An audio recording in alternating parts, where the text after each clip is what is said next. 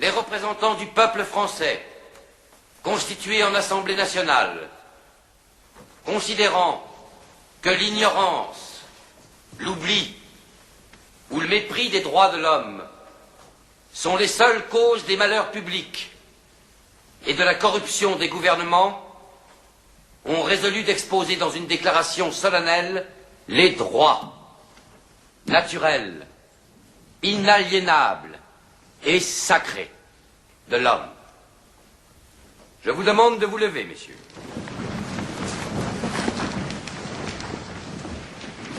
Article 1er.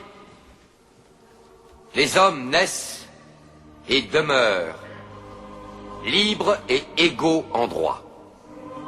Les distinctions sociales ne peuvent être fondées que sur l'utilité commune. Ces droits sont la liberté, la propriété, la sûreté et la résistance à l'oppression.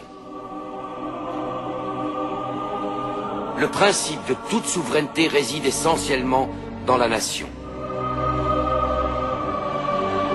La loi n'a le droit de défendre que les activités nuisibles à la société. Tout ce qui n'est pas défendu par la loi ne peut être empêché. La loi est l'expression de la volonté générale. Tous les citoyens étant égaux à ses yeux, sont également admissibles à toute dignité, place et emploi public. Nul homme ne peut être accusé, arrêté, ni détenu que dans les cas déterminés par la loi.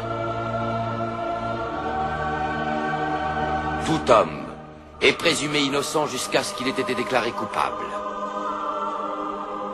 Nul ne doit être inquiété pour ses opinions, même religieuses. La libre communication des pensées et des opinions est un des droits les plus précieux de l'homme.